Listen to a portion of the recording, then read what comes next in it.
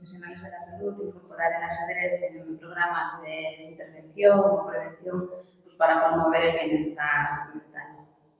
Bueno, yo trabajo en una residencia de mayores, de hecho estoy dedicada ahora al mundo de la geriatría, entonces sería muy interesante que se introdujese, como se ha explicado en el Congreso, en los talleres de recuperación cognitiva, en los talleres de los terapeutas ocupacionales, sería muy interesante que se pudiese introducir a ese nivel en residencias de mayores, en los colegios ya se está haciendo, es raro el colegio o instituto donde no hay la actividad extraescolar de ajedrez, de hecho mi hijo comenzó a jugar de este modo, ¿no? Y es un forofo absoluto del ajedrez y bueno, creo que en España está bastante extendido.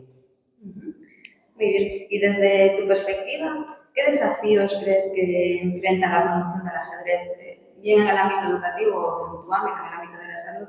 ¿Y qué estrategias propones para superarlos?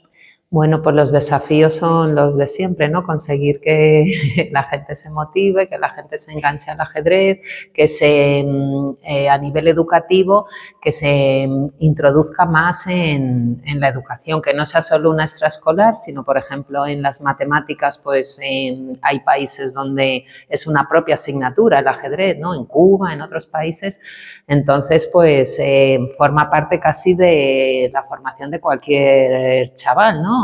En España no, es como que tienes que tener una predisposición o no hacer otras cosas. En España es más el fútbol y deportes de ese estilo. Entonces, si estuviese más introducido en el currículum, si hubiese una asignatura o alguna hora a la semana, o sea, que formase parte de la educación, pues sería muy beneficioso, muy interesante. Se crearían muchos más jugadores y jugadoras, ¿no? Pues sí, la verdad es que sí. Pues nada, muchísimas gracias.